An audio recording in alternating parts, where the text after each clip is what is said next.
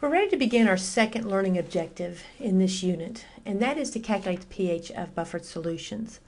We are going to learn how to do this in two different ways. The first way is using an ICE table. So this is not a new concept. There's nothing really new to learn except to how to apply an ICE table in this environment. It is a similar procedure that you learned in the last unit when you were dealing with acid solutions or base solutions. Then we're going to learn a new equation called the Henderson-Hasselbalch Equation, and we're going to learn how to calculate the pH using it. Either method is fine. They both have their advantages. The advantages to taking the energy to learn the Henderson-Hasselbalch equation is that it is a whole lot simpler, shorter procedure to calculate the pH when you utilize this equation. So the first thing we're going to do is see this buffer here, and we're going to calculate the pH of this buffer using an ICE table. So again, this is with no new method.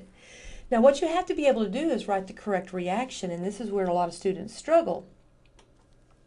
You don't react HF and NaF with each other. They're conjugate acid-base pairs. They don't react with each other. You want to choose in this case, not the salt, but either the acid or the base, so in this case it's an acid, and write the reaction of that acid in water. Now here I do things slightly differently than what you saw in the acid-base lesson. Whenever I write a weak acid, I don't just break it apart. It is just another way of doing the same thing. I add my water because I want to be consistent with always having the water as a part of the reaction. Now the acid will donate to the water to leave you with F- and H3O+. Now, Dr. Salt would have written this reaction, and there's nothing wrong with this reaction, it's just a preference, as just breaking it apart into its ions. And you can choose to do that as well. But like I said, I like to have the water there. The acid donates to the water, and we have this exchange. And I'll explain why I like to include that as we proceed on down the line. So I'm going to do an ICE table, and I see that the concentration of HF is 0.10 molar.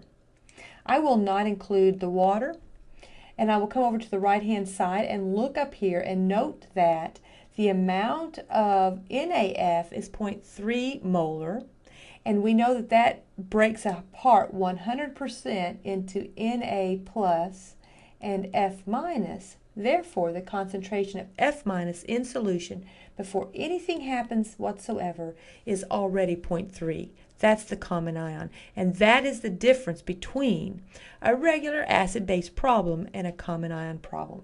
What is the difference? You will always have present in solution prior to anything happening with this reaction already some of that ion.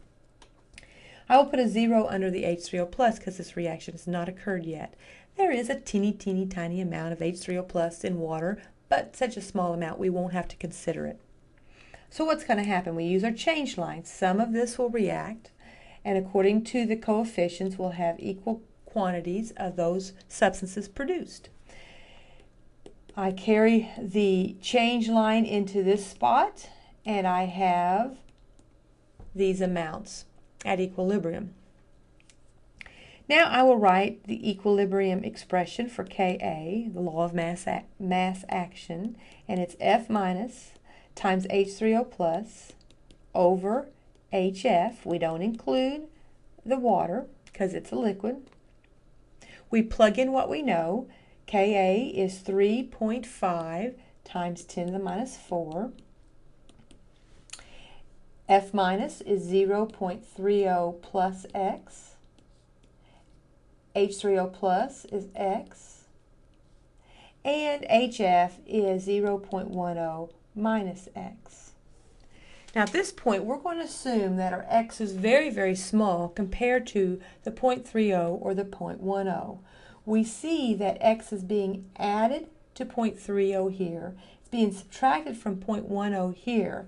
And if X is much smaller than 0.10, then of course it's much smaller than 0.30 as well. We can ignore this term right here. Now don't ignore that X that's sitting here. We can't get rid of it. But we can ignore the ones that are added or subtracted from that value. Then I can solve for X. It will be 3.5 times 10 to the minus 4 times 0.10 and divided by 0.30. This gives me an x of 1.2 times 10 to the minus 4. Now once you solve for x, you look back up and say, well, what did they want me to determine? They wanted me to determine the pH of this solution. So this is the H3O plus concentration. I know that because I look up here and I see that X is sitting right underneath that H3O plus. And so I can take the negative log of 1.2 times 10 to the minus 4, and that will equal the pH. And the value is 3.93.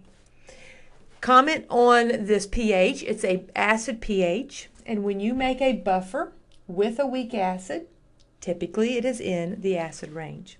So that is nothing really new. We're seeing an ICE table, we're writing our reaction, we're solving for X, and this is very, very similar to what we saw in the previous unit on acid-base equilibria. The only difference, once again, is that there was a value under the F that we're starting with, and that is the common ion scenario. So now let's learn the Henderson-Hasselbalch equation. The Henderson-Hasselbalch equation is only useful for this common ion or buffer solution, so we got to keep that in mind. You have to note that you're dealing with a buffer before you can use this equation. But if you are, then you can utilize it. Now let's talk about the pieces. First of all, pKa. pKa is simply the negative log of the Ka value, just like pH is the negative log of the H plus concentration, and pOH is the negative log of the OH minus concentration. This P function is take the negative log of what you see after it. When we use this equation, it incorporates all the steps that we just saw in the previous example. It also incorporates the assumption that your initial concentration is big enough so that X is small compared to it. So it is taking into account this fact that we utilized in that. This assumption is a good assumption generally when you have a concentration of that acid for your buffer or a base we'll see later that's in the 0.1 range or larger. If it gets much smaller, it might not be a great assumption, and it'll just get you close to the pH and not exactly the pH.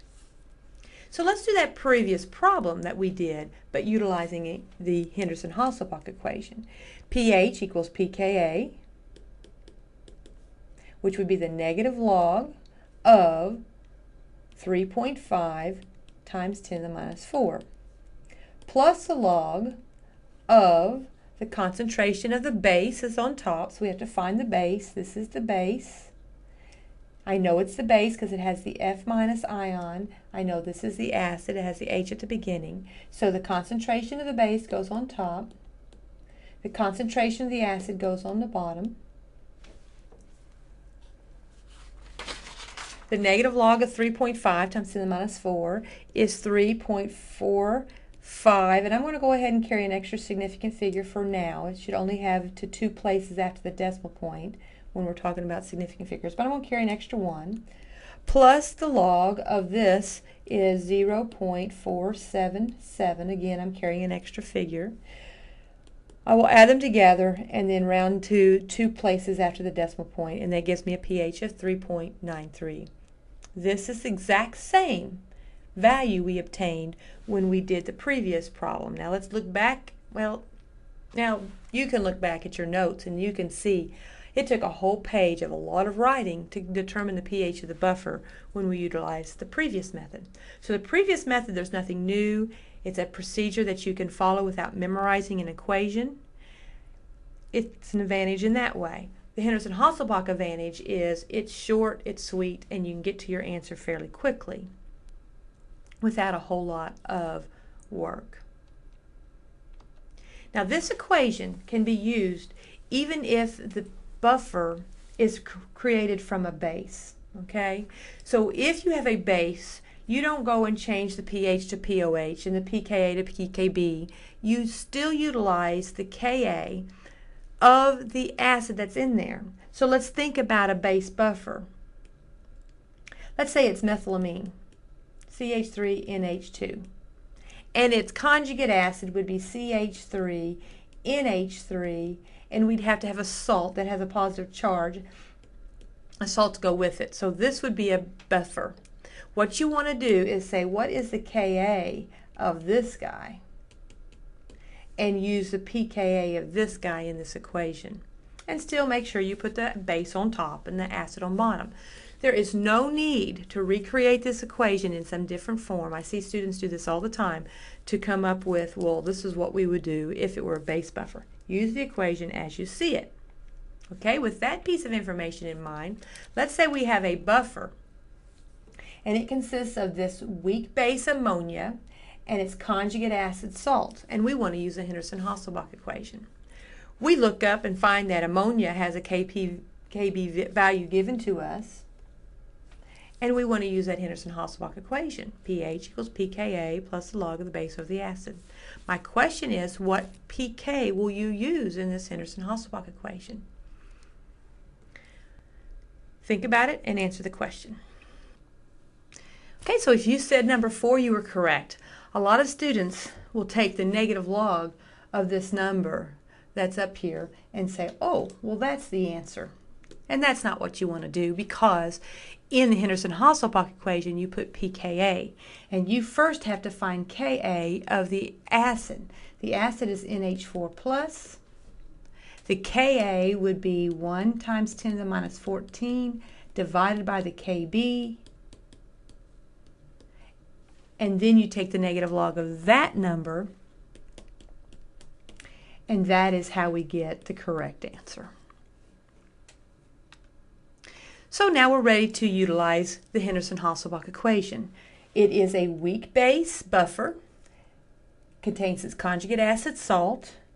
To determine the pH, we need the pKa, that doesn't look like an A, does it? pKa plus the log of the base concentration over the acid concentration. So I've written in what the base and what the acid are. We determined on the previous slide it was 9.25 is the pKa plus the log of the base, which is 0.15 molar, over the acid, which was 0.10 molar, and that is going to be 9.25 plus 0.176, and that's going to give me a pH of 9.42. Okay, so we see that the pH is close to the pKa of the acid of our buffer. So the pKa of the acid is 9.25. This term, this portion right here of the Henderson-Hasselbalch equation, adjusts it up and down around that value. So if you needed a little bit higher pH, you make sure you have a little bit more base than you have acid. If you needed a buffer with a little bit lower pH than 9.25, then you reverse this and you put more on the acid side and less on the base side. That's what you would do if you wanted to bring the pH down a little bit. This one has more base than acid, so it's a little higher than the pKa value.